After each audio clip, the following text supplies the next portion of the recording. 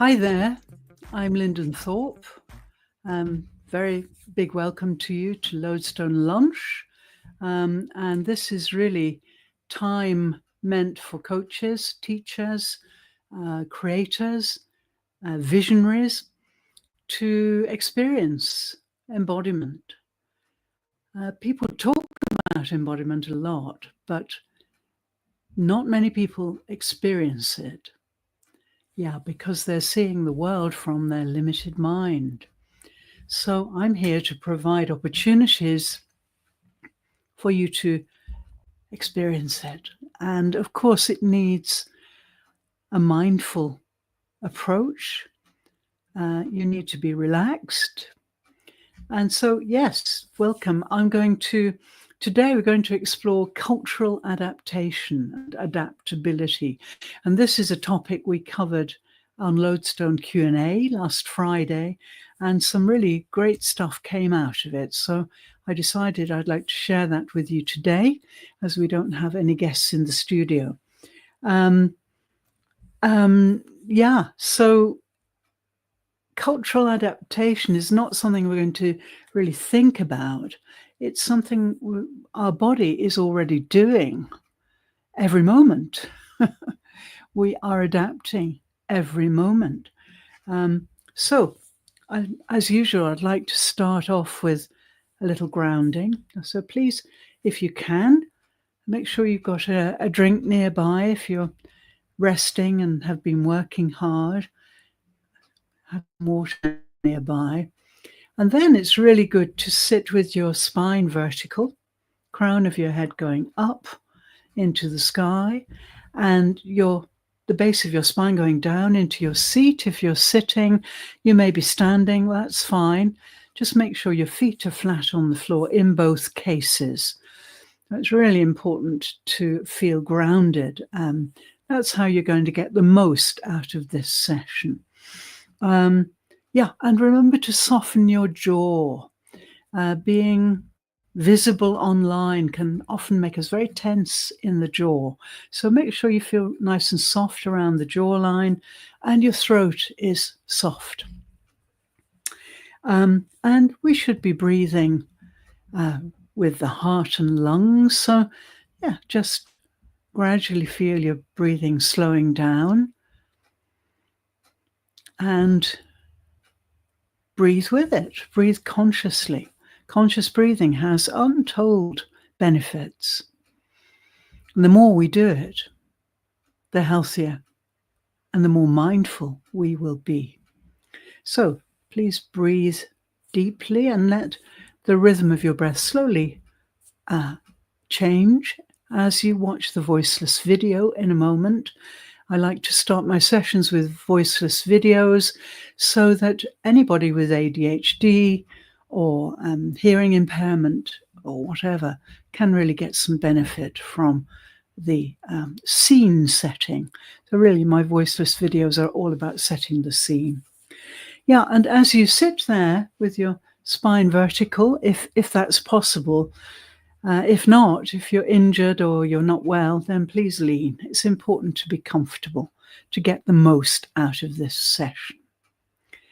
Then also notice the temperature around you. Is it warm? Is it cold? What's the temperature like? And any pressure anywhere in your body? Just have a quick scan around and see if you can get more comfortable. You're going to be feeling some energy moving around you. So it's really good to be all set up and grounded. So yes, my first thought, my first opening gambit is to say that cultural adaptation begins here in the body, from the neck down, not here. We associate many things such as culture with this mind, the cerebral mind, what I call the limited mind. It's a superb mind, brilliant, but it has its limitations. And so, yeah, culture is about the body and how the body adapts in different situations. And so really it's about the nervous system entirely. And we can see that because when people are forced to go abroad and perhaps live abroad, they experience culture shock. And culture shock is a really human bodily reaction to being isolated from your home culture. Yeah. So it's the nervous system, which includes your whole body. The nervous system really runs from the crown of the head right down to the base of the spine. Your consciousness is there too. And this is where we experience culture and culture shock. So without more ado, let's watch this video to set the scene. Excuse me a moment while I share my screen with you.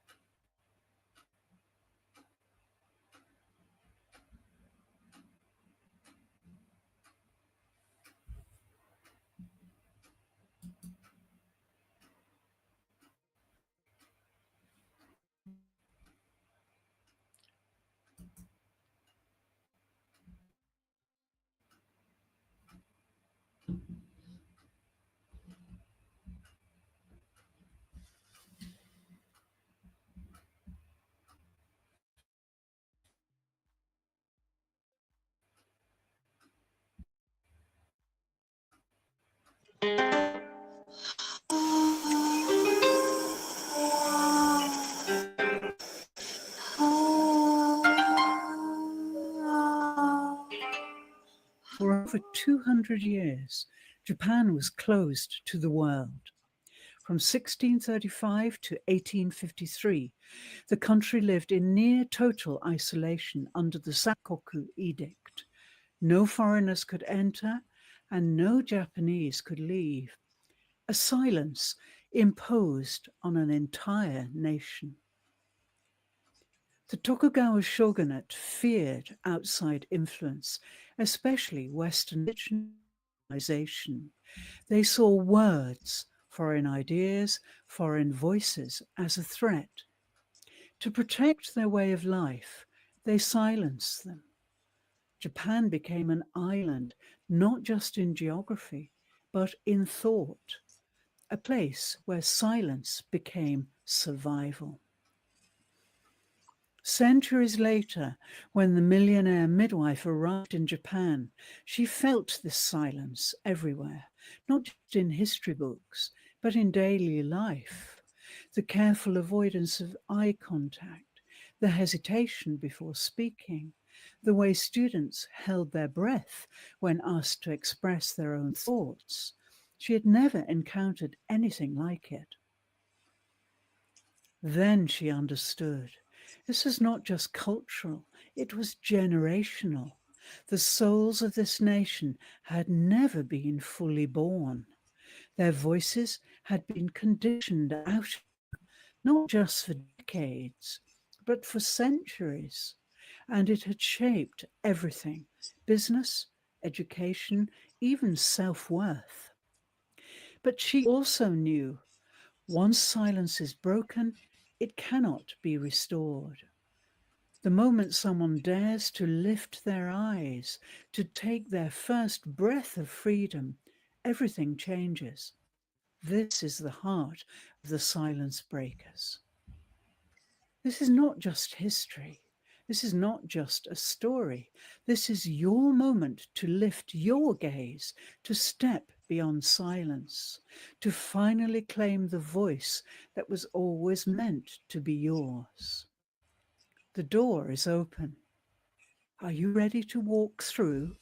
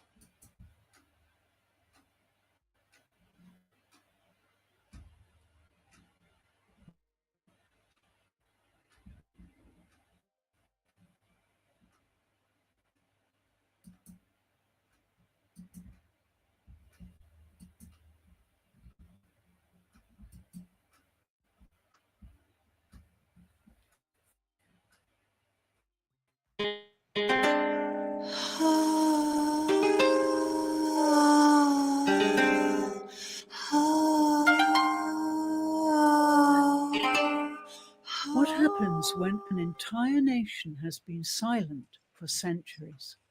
When words are not just forgotten, but feared? This is the story of the silence breakers, a journey of awakening, transformation, and the courage to lift your gaze. But what does this story teach us about ourselves? In episode 1, we learnt that silence is not just a lack of words, it is a conditioned response. For 218 years, Japan lived in isolation under the Sakkoku policy. No outsiders, no exchange of ideas, no voices beyond what was allowed. And that silence did not end with borders reopening. It remained in the culture, in education, in the unspoken rules of society. And even today, many people live with the invisible limitations placed on them, rules never questioned, fears never spoken. We are taught to keep our heads down, to avoid risks, to wait for permission to act. But here's the truth. The silence that was given to you is not just to In episode 2, the silence was broken, not by force, but by acknowledgement. When Yuki lifted her gaze, she made a choice to see, to be seen, to recognize that something had already changed and that she was now part of it. This is the same moment that comes in every transformation. You see a new possibility, a new career, a new way of earning, a life beyond the 9 to 5. But seeing it is not enough, because once you lift your gaze, you have to decide. Do you pretend you saw nothing? Or do you step into who you were meant to be? In episode 3, we reach the moment of no return, the first word spoken, a single whisper, a question, why? And in that moment, the silence was no longer a rule, it was a choice. How many times have you held back from speaking, from asking for what you really want, from sharing your voice, your message, your truth, because you were afraid of what might happen next? But here's the secret. The fear of speaking is never as powerful as the regret of staying silent. And once you say the first word, once you take the first step, there is no turning back. This is the exact journey of the millionaire midwife. Junko's moment of transformation was not when she learned something new. It was when she decided to act, to trust herself, to take the leap, to step beyond the silence she had always known. And this is where your story begins too, because the silence has already been broken. You've already seen the truth. The only question is, what will you do next? The door is open. The arrived. Are you ready to step through?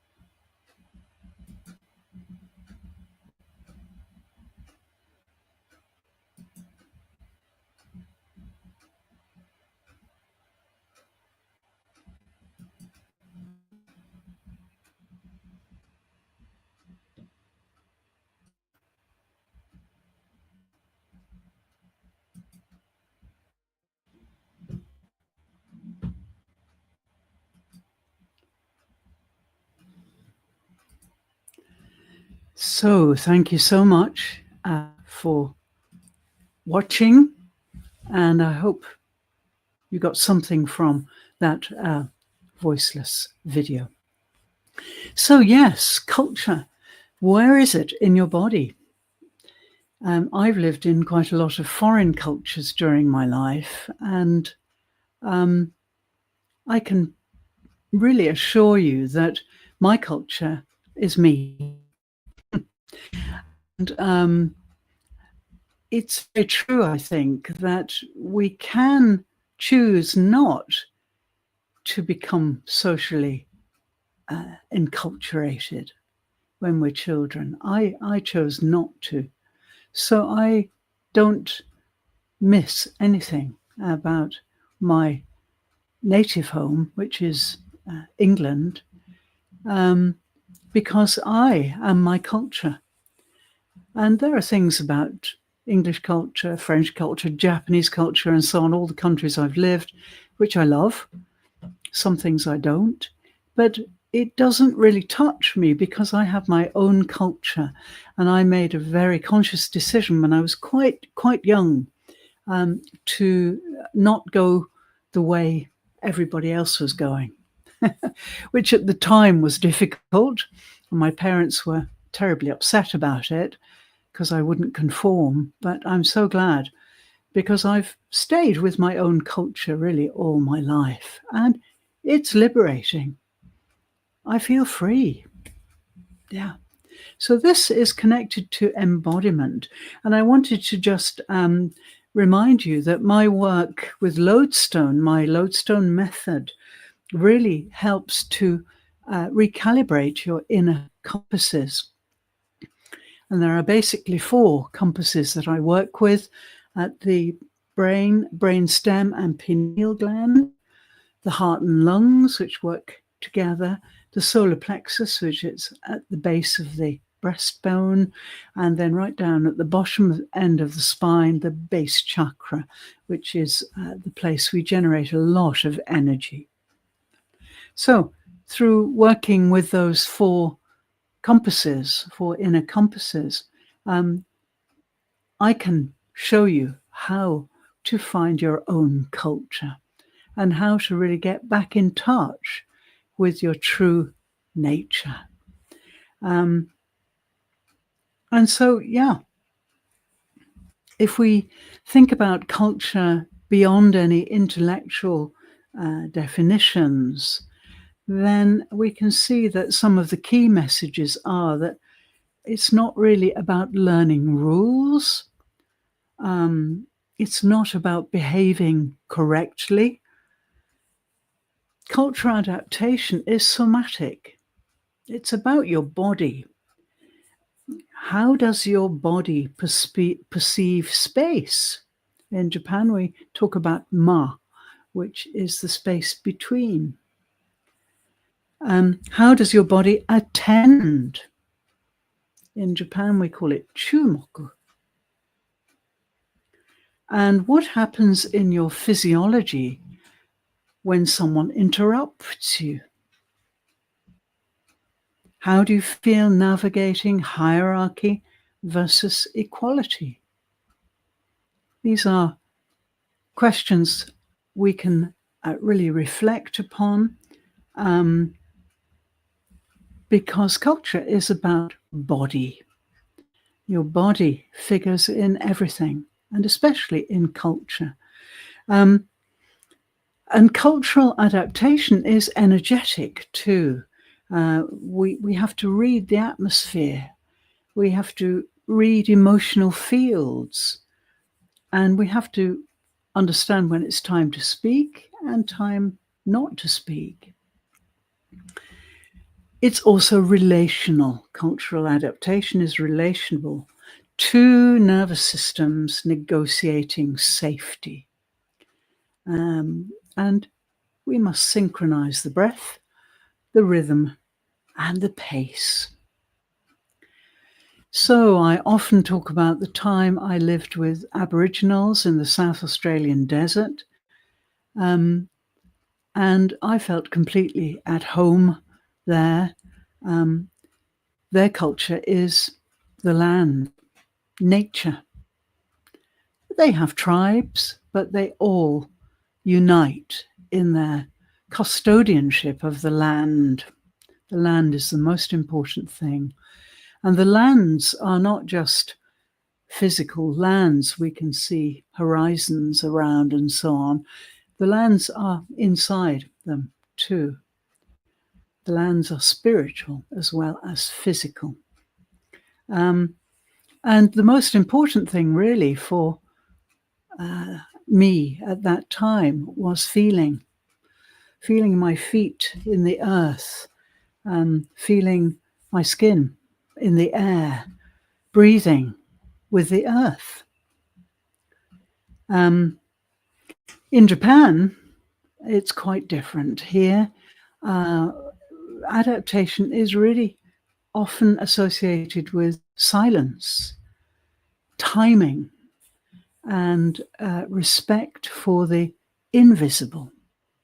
It's a very spiritual place, and the invisible world is very present here in Japan.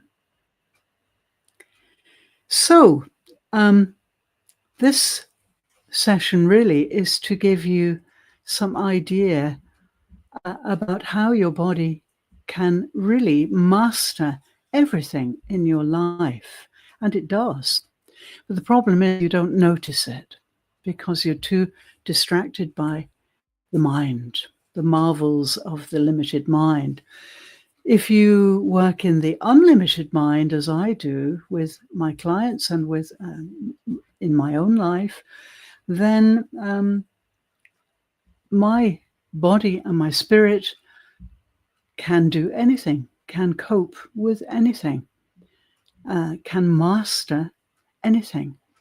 And if all three aspects of me are really balanced, then life is smooth, life flows, and I don't get distracted from that flow very often. So, yes, cultural adaptation, contrary to what you may believe, is not about performance. It's about presence. And that's how people can live in different cultures to those they're born in. Culture is about presence in your body, in your spirit, and in your unlimited mind. And it's unique to you. We are each unique. And my culture is me, wherever I am. And you need to trust your body because your body already knows what to do if you're in a foreign culture. On the other hand, the mind, the limited mind, has to learn and to listen.